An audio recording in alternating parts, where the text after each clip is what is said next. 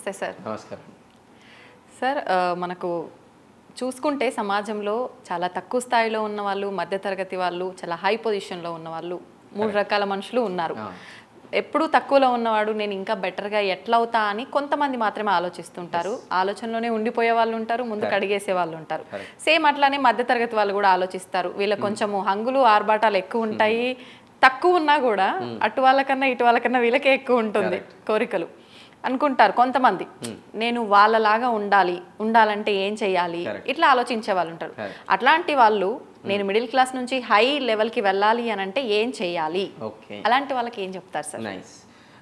First of all poor class, middle class, rich class. Okay, so ఒక పెద్ద survey జరిగిందనమాట. ఆ సర్వే ప్రకారం ఏం చెప్తున్నానంటే రాబోయే టైంలో next down the line 5 to 10 yearsలో మిడిల్ క్లాస్ అనేది జనరల్గా ఏమైతే రిచ్ క్లాస్ అవే అవకాశాలు ఉంటాయి కదా, ఇది రివర్స్. రాబోయే టైంలో మిడిల్ క్లాస్ పూర్ క్లాస్ అయిపోతున్నారు and poor class middle class నుంచి రిచ్ క్లాస్కి మారబోతున్నారు. ఇది వింటే పెద్ద షాకింగ్ ఉంది కదా. ఇది సర్వే జరిగింది అండ్ ఇది ప్రూవ్ అయింది. అండ్ ఇది నెక్స్ట్ ఎందుకు జరగబోతుంది, ఎట్లా జరగబోతుందో ఇప్పుడు నేను మీకు చెప్తాను. ఓకే, ఇప్పుడు ఒక మిడిల్ క్లాస్ ఫ్యామిలీలో తీసుకుంటే 5 మంది ఉంటారు కదా, అందులో ఒక్కరు పర్సన్ సంపాదన కోసం పనిచేస్తాడు. ఓకే, హస్బెండ్ రిలేటెడ్, తర్వాత ఇది భార్య, పిల్లలు, వాళ్ళ పేరెంట్స్ ఉంటారు. ఓకే, అంటే ఒక్క పర్సన్ ఇన్కమ్ వచ్చేసి 50,000. దాంట్లో పర్ క్యాపిటల్ ఇన్కమ్ మనం డివైడ్ చేస్తే 10,000 పర్ ఫ్యామిలీకి యావరేజ్ ఇన్కమ్. అంటే 50,000 డివైడెడ్ బై ఇంకా నలుగురు చేస్తే ఓకే మనిషికి 10,000 చొప్పున పర్ క్యాపిటల్ ఇన్కమ్ అంటాం అనమాట. ఒక మిడిల్ క్లాస్, ఇది మిడిల్ క్లాస్. ఒక లోవర్ మిడిల్ క్లాస్ తీసుకుంటే ఇది చూడండి, ఆ లోవర్ మిడిల్ క్లాస్లో ఒక్క పర్సన్ మాత్రమే పనిచేయడు. ఎందుకంటే హస్బెండ్ పని చేస్తాడు, వైఫ్ పని చేస్తుంది, పిల్లలు కూడా ఏదో చిన్న చిన్న పనులు చేస్తారు, మళ్ళీ వాళ్ళ అమ్మ నాన్న ఉంటారు కదా వాళ్ళు కూడా పని చేస్తారు అనమాట. వీళ్ళందరూ ఇన్కమ్ కలుపుకుంటే 70,000 అవుతుంది. ఓకే, 70,000 డివైడెడ్ బై 5 చేస్తే అప్రాక్స్ అరౌండ్ 14,000 పర్ పర్సన్ అవుతుంది. అంటే ఇప్పుడు ఎవరు ఎక్కువ ఇన్కమ్లు ఉన్నారు? లోవర్ మిడిల్ క్లాస్లోనే ఉన్నారు. అంటే దీన్ని బట్టి అర్థం చేసుకొని ఇన్కమ్ వైజ్లో ఆల్రెడీ మీకు ప్రూవ్ అయిపోయింది కదా, లోవర్ మిడిల్ క్లాస్ ఇన్కమ్ అనేది కొంచెం ఎక్కువ ఉంది. ఇప్పుడు రెండోది వద్దాం, మిడిల్ క్లాస్ ఖర్చులు మైండ్ సెట్ ఎట్లున్నాయి, లోవర్ మిడిల్ క్లాస్ అంటే పూర్ క్లాస్ ఖర్చులు మైండ్ సెట్ ఎట్లున్నాయి అనేది కూడా మాట్లాడదాం. మిడిల్ క్లాస్ వాళ్ళు ఏదైతే స్కూల్ రిలేటెడ్ ఉంటుందో ఆల్వేస్ ఎట్లా ఆలోచిస్తారంటే మా పిల్లలకి బెస్ట్ ఎడ్యుకేషన్ ఇవ్వాలని, మంచి ఇంటర్నేషనల్ స్కూల్ అయినా జాయిన్ చేయాలి, పెద్ద స్కూల్ అయినా జాయిన్ చేయాలని మైండ్ ఉంటుంది.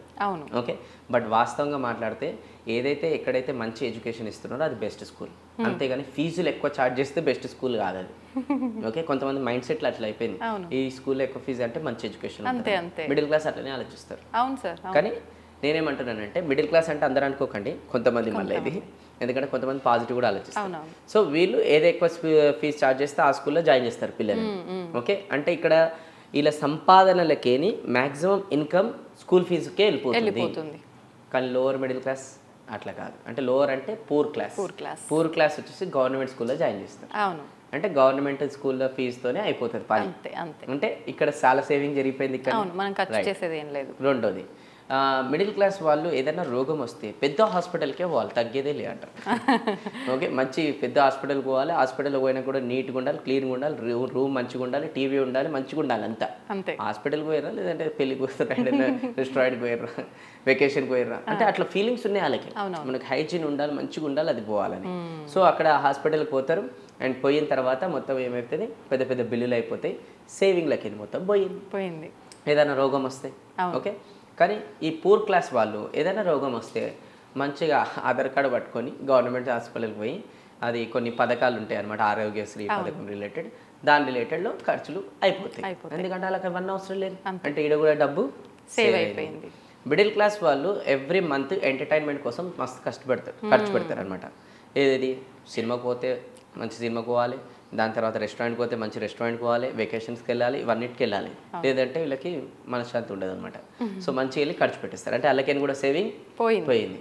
వీళ్ళు వెకేషన్కి అనేది ఎక్కడ పోతారు, మంచి చెట్ల కింద పోయి కూర్చొని హ్యాపీగా ఫ్రెండ్స్ ఎంబర్ కొంచెం మంచి ఎంజాయ్ చేస్తారు, మంచిగా వండుకొని మంచి టెంపుల్ దగ్గరనే ఇంకెక్కడైనా వెళ్ళేసి టెంపుల్కి పోయి మంచిగా అక్కడైనా ప్రసాదం, అక్కడ ఏదైనా అన్నదానం కార్యక్రమం జరుగుతుంది కదా, అక్కడ నుంచి తినేసి హ్యాపీగా ఫ్యామిలీ హ్యాపీగా పోతారు. ఇంకా అది రియల్ ఎంజాయ్మెంట్ అనమాట. ఇక్కడైనా రెస్టారెంట్లకు వెళ్తారు, కొన్ని ప్లేసెస్కి వెళ్తారు, ఏమైనా ఎంజాయ్ చేస్తారంటే ఎంజాయ్ చేయరు, ఫోన్లలో ముఖం ఉంటుంది. వీళ్ళు అక్కడ ఉండదు, ఫోన్లో పెద్ద పెద్ద ఉండే కదా, ఇలా పోయి హ్యాపీగా ఫుల్ ఎంజాయ్ చేస్తారు వీళ్ళు. అక్కడ కూడా సేవింగ్ పోయింది. నెక్స్ట్ వచ్చేసి ఏంటంటే వెహికల్. ఈ మిడిల్ క్లాస్ వాళ్ళు చిన్న దాంతోనే అడ్జస్ట్మెంట్ చేసుకోరు వీళ్ళు. స్థాయికి మించి వెహికల్ ఉండాలి. 2 వీలర్ కూడా మంచి బైక్ ఉండాలి, బుల్లెట్ ఉండాలి, పెద్దది ఉండాలి. కార్ పోతే కూడా మంచి కారు ఉండాలి, నాకు తగ్గేదే లేదు. ఓకే, కానీ ఈ lower middle class poor class వాళ్ళు గవర్నమెంట్ ఫెసిలిటీ యూజ్ చేసుకుంటారు. గవర్నమెంట్ బస్సు, మెట్రో అండ్ ఇంకా చిన్న చిన్న యూజ్ చేసుకుంటారు. డబ్బులు అనేది అక్కడ కూడా వీళ్ళు సేవ్ ఇక్కడ పోయింది. దాని తర్వాత నెక్స్ట్ ట్యాక్స్లు. పూర్ క్లాస్ వాళ్ళు ట్యాక్స్లు కట్టరు. ఎందుకు తెలుసా? అలా డబ్బులు అనేది ఎంతసేపు డబ్బాలలో వేసుకుంటుంటారు, లేదంటే ఇంకేదైనా చిట్టీలు కడతారు, చిట్టీలు వేసుకుంటుంటారు. కానీ మిడిల్ క్లాస్ వాళ్ళు ట్యాక్సులు కడతారు. ఓకే, ఎవ్రీ మంత్ ఇన్కమ్ ఏదైతే వస్తుంది కదా, ఆ ఇన్కమ్ ఎవ్రీ ఇయర్ ఏదైతే వస్తుంది కదా, దాంట్లోకి ఇన్కమ్ ట్యాక్స్ కడతారు ఎవ్రీ ఇయర్. ఎందుకు ఇన్కమ్ ట్యాక్స్ కడతానంటే మిడిల్ క్లాస్ వాళ్ళు ఈ మధ్యకాలంలో ఈఎంఐ లైఫ్ జీవిస్తున్నారు.